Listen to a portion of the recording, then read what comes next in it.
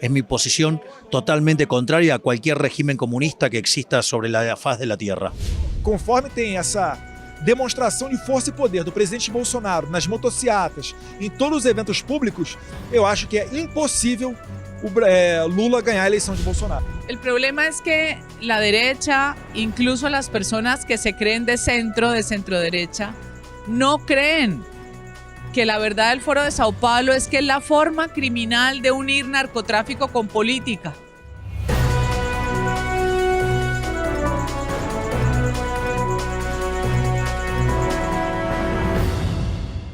Boa noite e bem-vindo ao Jornal da NTD. Eu sou Emanuele Coure. Neste final de semana estivemos na CIPEC Brasil, a edição nacional do maior evento conservador do mundo. Ontem você conferiu entrevistas de Marco Chotgas com palestrantes e análise de Paulo Henrique Araújo e José Carlos Sepúlveda do canal parceiro PH Vox. Hoje veremos mais do debate sobre o avanço do movimento comunista internacional da América Latina e a atuação chinesa na região. Vamos assistir. O evento contou com convidados internacionais e nisso um assunto que dominou conversas foi um chamado giro à esquerda visto na América Latina, com governos de viés socialista assumindo a liderança de diversos países na região em anos recentes, incluindo Peru, Argentina, Chile e outros. Em especial foi citado o Foro de São Paulo, organização articuladora da esquerda na América Latina, fundada por Lula e por Fidel Castro, o ditador falecido de Cuba. O papel deles, aliás, a estratégia deles é repetir o que já deu certo e aperfeiçoar. Eles sabem que atuando em conjunto, um regime alimenta o outro, aquele que está mais fraco, e esse vai ter os meios de obter o poder. Hoje, quem exerce um papel muito importante para financiar o jogo deles inteiro é o México, que substituiu o Brasil como o elefante que tem gordura para servir a todos. Então, para eles reconquistar o Brasil seria o ápice da reconquista da América para eles, distorcendo realidades como desmatamento, crimes ambientais, genocídio, coisas assim, racismo, tudo que nós que estamos no Brasil sabemos que não é essa a realidade que enfrentamos, mas tentam se colocar assim porque sabem que o Brasil é vital nesse plano de reconquista do continente, na construção da maldita pátria grande que eles querem fazer, a pátria grande socialista que vai escravizar todos, Mas a gente não vai permitir, eu tenho fé nisso.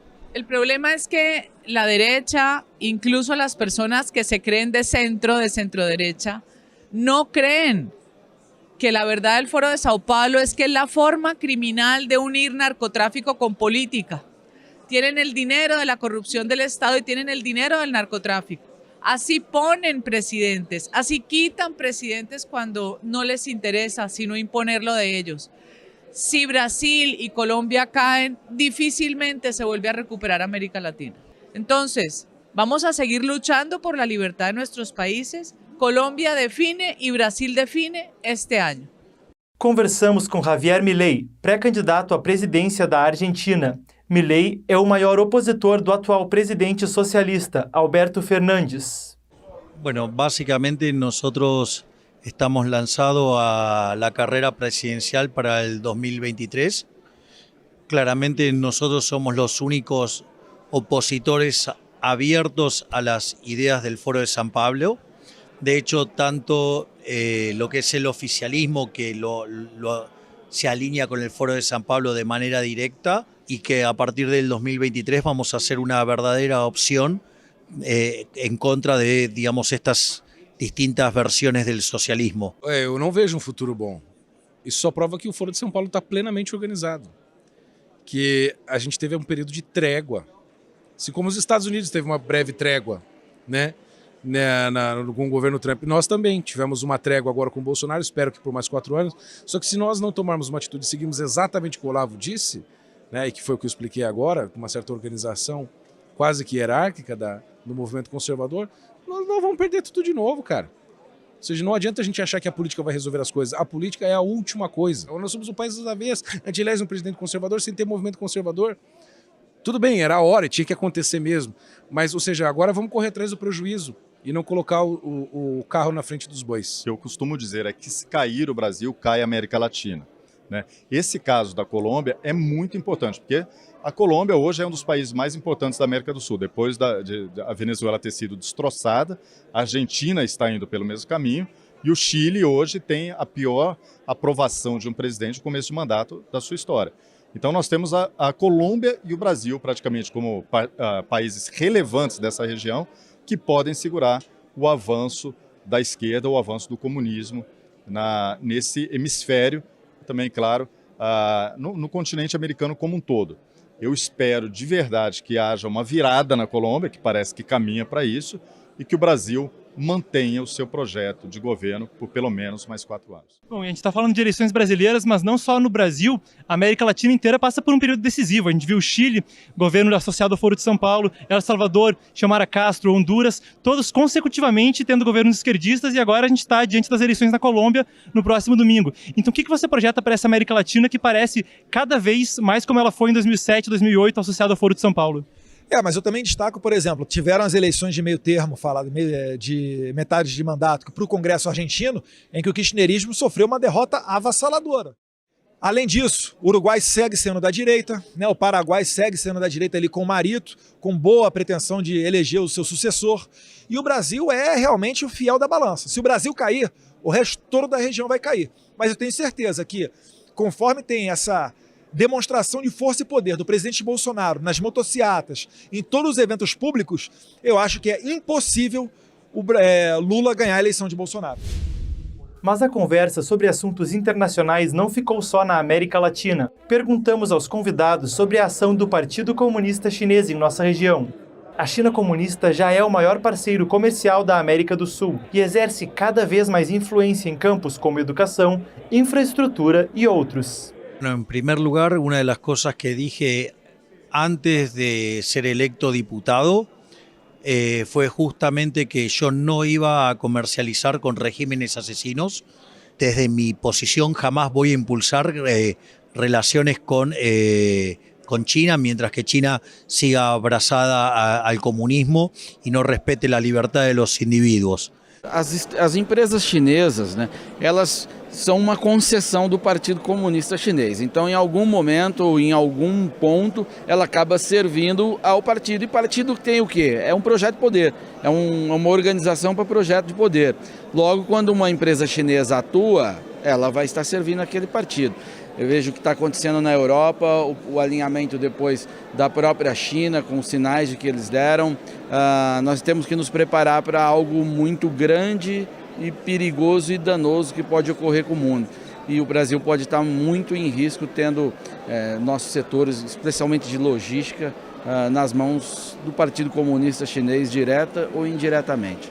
Si Estados Unidos de América no viene con propuestas de inversión a países como Colombia, van a venir los chinos con la chequera para firmar.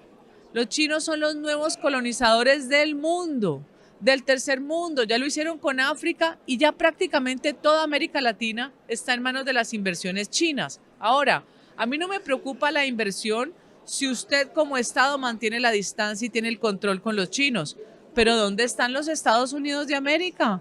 Porque si son potencia, permiten que los chinos lleguen y ¿por qué no llegan ellos si los negocios son tan buenos? Não quero fazer nenhum trocadilho aqui, mas parece que os Estados Unidos estão dormindo no ponto, né? Falta de fato os Estados Unidos olharem para a América Latina com a importância que nós temos. Aqui é um continente com um potencial imenso, com uma população, com um mercado consumidor imenso e, claro, é estratégico do ponto de vista militar. Com essa penetração da China aqui na América Latina, pela primeira vez na história, os Estados Unidos podem ter uma ameaça militar de fato próximo das suas fronteiras. A NTD e nossa mídia co-irmã, o jornal Epoch Times, foram fundados por adeptos de Falun Dafa, uma prática de meditação pacífica perseguida pelo Partido Comunista Chinês. Quando informado a respeito, o deputado Eduardo Bolsonaro se posicionou contra as violações de direitos humanos na China. Sr. Eduardo Bolsonaro contra a perseguição do Partido Comunista Chinês ao Falun Dafa. Uma das coragens hoje é olhar a China, a ditadura chinesa, a ditadura do Partido Comunista Chinês de frente e não ficar inventando historinhas para dulcificar a realidade. Então, essa é a importância que eu dou sobretudo ao jornalismo com coragem da NTD, do Epoch Times, etc. E você mesmo é um dos jornalistas que aborda isso com coragem, né? Uma das pessoas que vem expondo a ação do Partido Comunista Chinês no exterior, e a sua terra natal de Portugal também, a iniciativa do Cinturão e Rota. No Brasil a gente também vê muita infraestrutura. Nosso público já está careca de saber, mas se o senhor puder expor um pouco mais. Eles são verdadeiramente imperialistas. Bom, só que no Brasil eu acho que há muitas pessoas ligadas ao agronegócio que não se estão dando conta de como a China está se metendo nesse campo. E é um campo que ela precisa, porque ela tem necessidade de alimentos, mas eles estão, pouco a pouco, se introduzindo nos canais do agronegócio para, um certo momento, dar um golpe por dentro no agronegócio brasileiro. Mas há muita gente iludida, há muita gente que pensa que a única coisa na vida é o dólar na mão, é o dinheiro na mão, e não é. Porque muitas vezes a pessoa tem o dinheiro na mão, mas não tem mais a liberdade. E depois também não terá o dinheiro. Como nós vimos na Venezuela e vimos na Argentina, etc. Vão ver o que foi o início do regime do Chávez. Todo mundo entusiasmado, empresários, etc. Hoje estão todos foragidos em Miami, em outros lugares. A segurança pública também foi assunto de destaque. Vale lembrar que só em 2019 foram mais de 278 mil novos registros de brasileiros que possuem arma de fogo. E para quebrar o argumento daqueles que falam que se liberar e flexibilizar as armas vai aumentar o número de homicídios, foi a maior queda histórica de homicídios, com redução de mais de 20%, atingindo patamares aí que não eram alcançados desde 1979. Foi comentada a posse de armamento e a segurança em áreas agrícolas. Foi no governo do presidente Bolsonaro que nós ampliamos a posse rural. Antigamente, quem é o proprietário de terras rurais, ele só tinha a posse da arma de fogo na extensão de onde era a casa ali daquele recinto da fazenda, do sítio. Agora, toda a extensão da propriedade, ele tem o direito à posse. Foi uma grande vantagem. E o cidadão armado, ele não vai sofrer os abusos daqueles que usam arma de fogo de maneira ilegal. A agenda do microdesarmamento, ela passa por uma pretensão de enfraquecer a soberania dos povos. Eu poderia fazer para você um exercício retórico gigantesco para explicar como isso funciona, mas hoje em dia é muito simples, é só você olhar o que aconteceu na Ucrânia. A Ucrânia, quando foi invadida, distribuiu desesperadamente para sua população fuzis, mas eles não sabem operar. E aí você faz um contraponto com o Texas e percebe que um povo armado impede a agressão de inimigos externos e inimigos internos. É justamente essa a função do microdesarmamento, possibilitar que a agenda global possa ser imposta, e para se impor alguma coisa você precisa da ponta do fuzil. Com o microdesarmamento isso fica muito mais fácil, muito mais viável, com pessoas que são absolutamente indefesas. E por isso nos preocupa bastante, e é fundamental que todas as pessoas que abraçam o conservadorismo entendam que a pauta do acesso às armas para o cidadão é fundamental, não só para garantir a soberania de um povo, mas também para evitar que nós sejamos feitos de escravos por inimigos internos.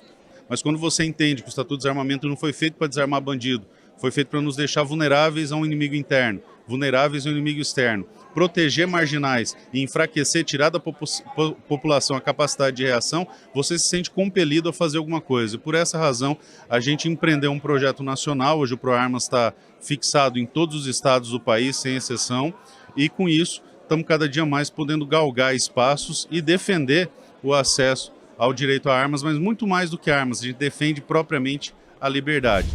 Falamos com Bernardo Kister sobre o marxismo cultural, o legado do falecido professor Olavo de Carvalho e o futuro do movimento conservador no Brasil. Assim, a gente chama de marxismo cultural essa ideia que, na verdade, sempre foi o começo, né, do marxismo, porque Marx dizia que os filósofos são o cérebro do movimento e a militância, o movimento político, é o coração. Ou seja, o coração é aquilo que alimenta o movimento e o cérebro é aquilo que direciona, né? E ele dizia que isso acontece dentro de um trabalho onde um alimenta o outro. E de algum modo o movimento conservador também tem que ser assim.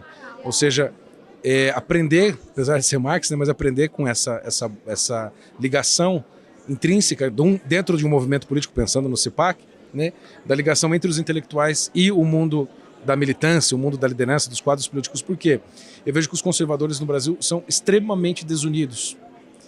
e não há um pensamento em conjunto. Ou todo mundo quer aparecer, ou todo mundo quer ir para a rua, entendeu? Ou todo mundo quer ser intelectual de última hora. Ou seja, não dá para todo mundo ser tudo, né? Cada um tem que aprender o seu lugar, tem que ter calma, humildade, paciência, coisa que os marxistas sempre souberam. Ou seja, eles sempre ouvem a estrutura hierárquica. Intelectuais comandam as lideranças, que organizam os quadros, que vão levar a militância a agir. Se a gente tivesse uma estrutura minimamente parecida com isso, nós que somos a maioria, entendeu? Estaríamos mandando nessa toda. Sobre esse PEC, ele disse: isso aqui não é ação política. Isso aqui é apenas um incentivo para a ação política. É apenas um momento de organização, mas o que tem que acontecer agora as pessoas é que: oi, tudo bem, prazer, eu sou o Bernardo, moro em Londrina, eu faço isso, aquilo, e você, eu faço isso, aquilo, e aí, vamos bolar um treco junto?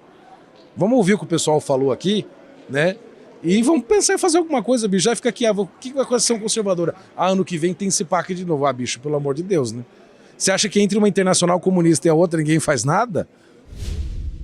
Isso é tudo por hoje no Jornal da NTD. Obrigada por assistir e te vejo amanhã.